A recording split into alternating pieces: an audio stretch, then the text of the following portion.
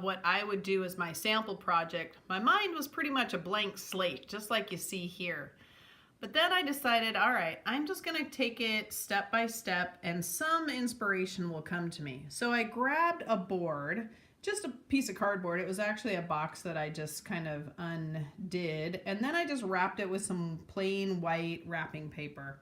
By the way, this is my, my current workspace right here. I've repaired a fish tank today and I'm working on lots of stuff. So the next step I did was just to take a look online at some of the different Dr. Seuss books that were available. And even though I thought I had a favorite in mind, I wanted to do There's a Rocket in My Pocket, I decided instead that I was going to choose 10 apples on top because I felt like I could really incorporate it with their counting skills, which is very age appropriate for the kindergartners.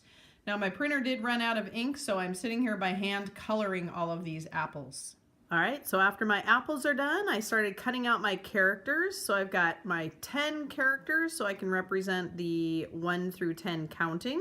And I just cut out this little piece of conductive copper. And I've got my touch this apple while you play because this will be grounded to earth. Here's where I've got all my apples and my characters cut out, and I'm just playing with the layout. I don't want to glue anything down until I've got that figured out.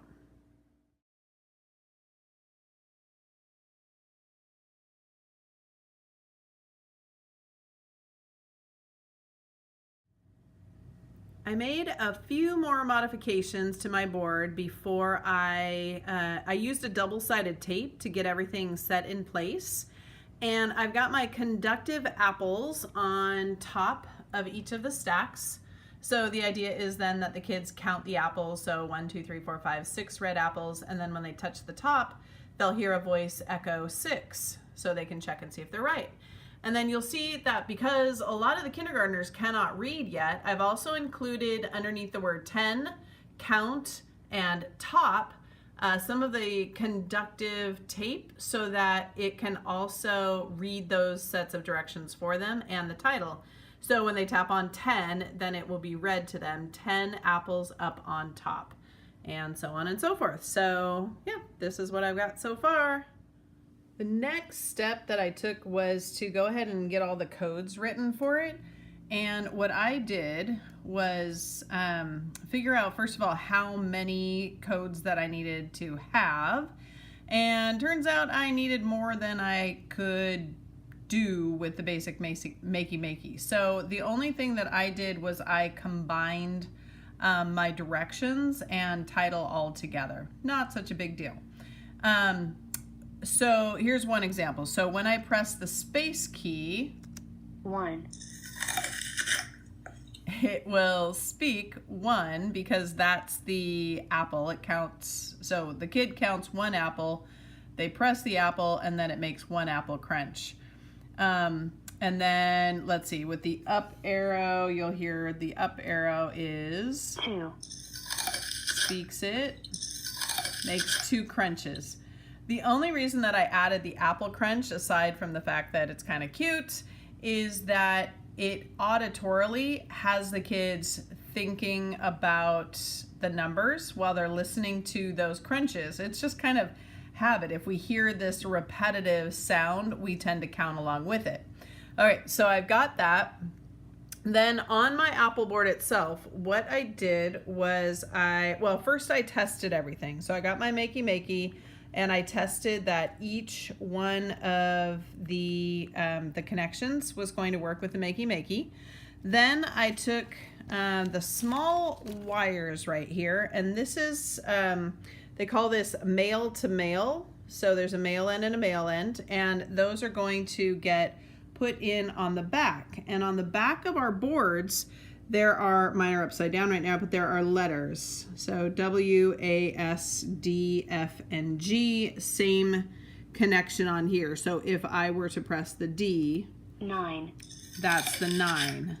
And it's the same setup right there. And now it's gonna keep crunching unless I press stop. Where's stop? There we go. Uh-oh. Well, that's not what I wanted. Okay, you go back to Makey for a moment. Okay, well, I'll get back there eventually. Anyway, on my board then, what I did was I popped a hole. I used an X-Acto knife and I popped a hole right inside each of my apples. And then you can see on the back, there are the male wires and they're all taped down so they're ready to go. Now, all I have to do is connect my alligator clips to the back of it. So this Makey board, I can just set it up. I don't need to have it connected until I want it to. And then once I connect it to my board, it will play the sound that I want when the child or whoever touches the apple up here. So we've got the metal in contact with the metal here. And then just to kind of pretty it up a bit, instead of leaving that metal wire exposed, plus it's a little bit dangerous, is I'm just going to take an extra piece of the copper and just press that over the top of the wire, and it conducts beautifully just with that as well. All right, so that is what I have on there, and I'll run one last full demo of it all when I'm done.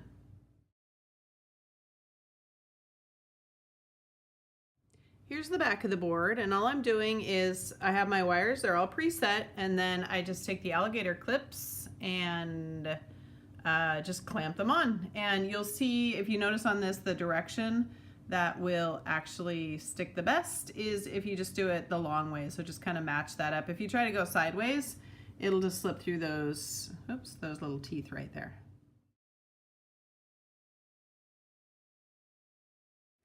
Here's something else that's really important to do. It makes it a lot easier for setup because now my board is all ready to go. I don't have to worry about anything. I can just, take it, and then these wires just stay attached.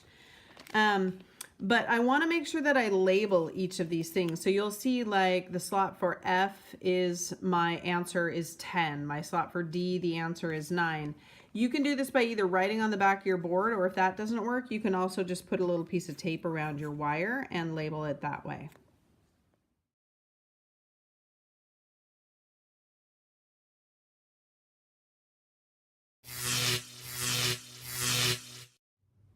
Well, I finally finished my board, and now I'm just in the process of testing each of them to make sure it works. One thing that I did was with my earth clip, I went ahead and made an apple down here at the bottom, and for now I just put an alligator clip to that, and then on the back on the board it's attached. And I did happen to I just taped my board down on the back of it. It's pretty simple just to remove it.